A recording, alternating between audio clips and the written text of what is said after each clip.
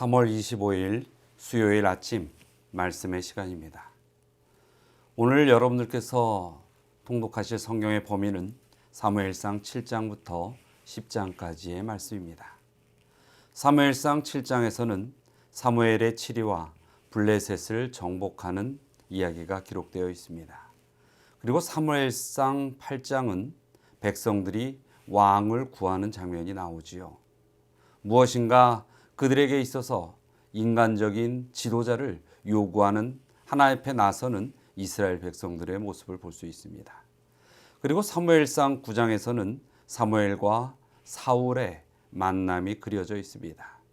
그리고 사무엘상 10장에서는 사울이 사무엘을 통하여 하나님의 허락하심으로 기름 부음을 받는 장면이 나와 있지요. 자, 오늘 함께 본문으로 나눌 말씀은 사무엘상 8장 4절과 5절의 말씀입니다. 이스라엘 모든 장로가 모여 라마에 있는 사무엘에게 나아가서 그에게 이르되 보소서, 당신은 늙고 당신의 아들들은 당신의 행위를 따르지 아니하니 모든 나라와 같이 우리에게 왕을 세워 우리를 다스리게 하소서 한지라. 오늘 말씀을 보기 전에 우리는 사무엘상의 전체적인 흐름의 구조를 한번 살펴볼 필요가 있습니다.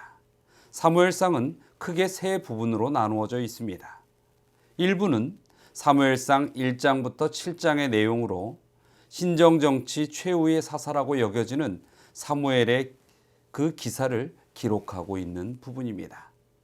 그리고 2부의 내용은 사무엘상 8장부터 15장까지로 이스라엘이 신정정치, 즉 하나님께서 직접 이스라엘 백성들을 지도하시는 그러한 모습에서 왕정정치, 인간들이 자신들의 왕을 구하고 그 왕이 그 이스라엘 나라를 치리하는 그 이스라엘 최초의 왕 사울의 이야기를 중심으로 기록하고 있습니다. 그리고 3부는 16장부터 31장까지의 내용인데 다윗의 등장과 또 끊임없는 그 다윗의 도피 행로의 이야기를 적고 있습니다.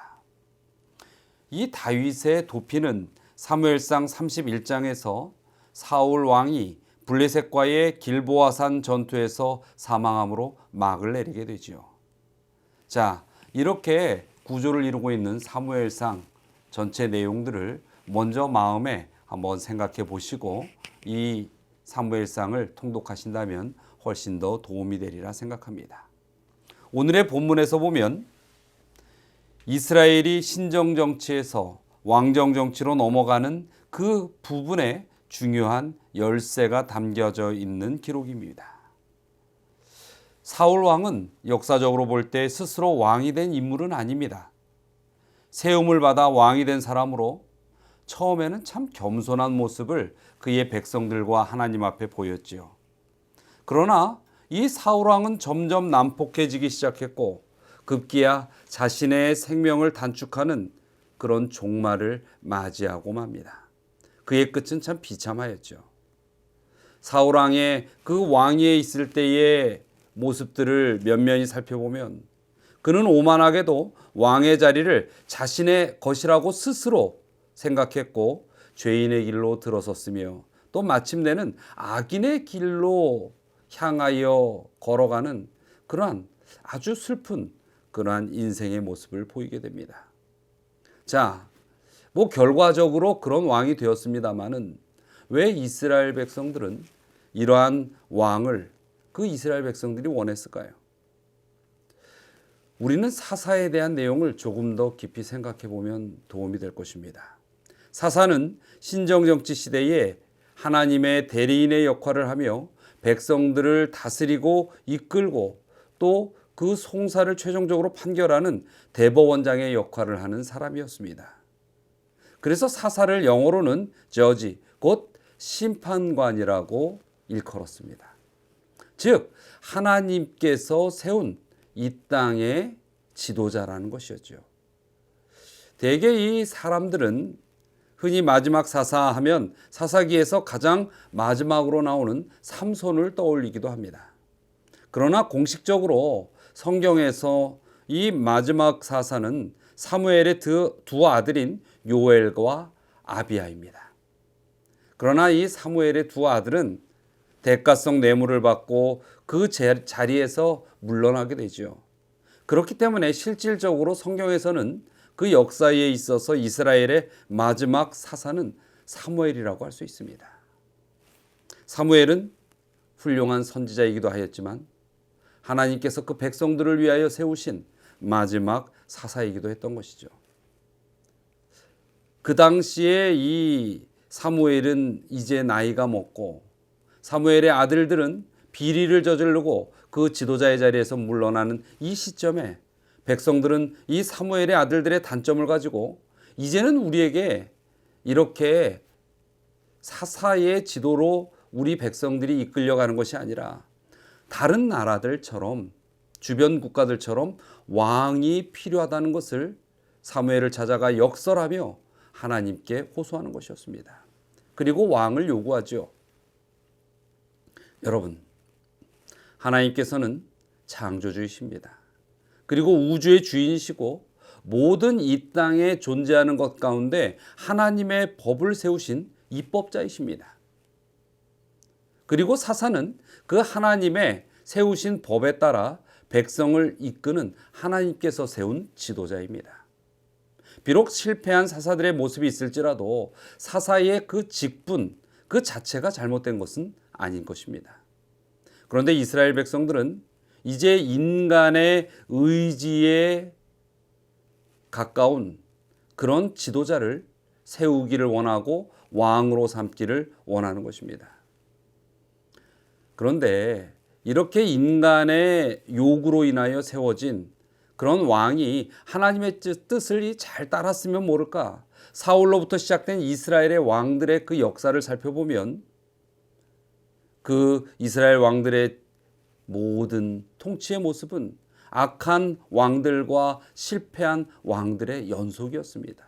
선한 왕은 손가락에 꼽을 정도로 몇 되지 아니하는 것이었죠. 자, 성경은 예수님께서 구원의 완성을 이루시고 이 땅의 모든 사람을 또 그 구원의 복음을 받고 구원하기 위한 조직으로 교회를 세우셨습니다. 그리고 이 교회를 통하여 선교 사명을 이행하게 하셨죠. 그래서 교회의 머리는 예수 그리스도이시고 하나님의 법과 십자가의 구원의 언약을 따라 복음을 전하는 것이 교회의 존재 이유이고 사명인 것입니다. 그러나 많은 교회들이 이 땅에서 누리는 어떠한 이득과 권력을 탐함으로 말미암아 타락하고 하나님의 법과 기별을 왜곡하기도 합니다. 그리고 세상의 권력들은 그러한 하나님의 교회들을 마치 암적 존재인 것처럼 핍박하기도 하지요. 그러나 우리는 이러한 모습 속에서 분명히 알아야 할 것이 있습니다. 예수님께서 오실 때까지 교회의 사명은 계속될 것입니다. 그리고 우리는 이 이스라엘처럼 하나님께서 세우시고 예수님께서 머리가 되신 이 교회의 지도자를 인간의 지도자로 요구하거나 의지해서는 안 된다는 것입니다.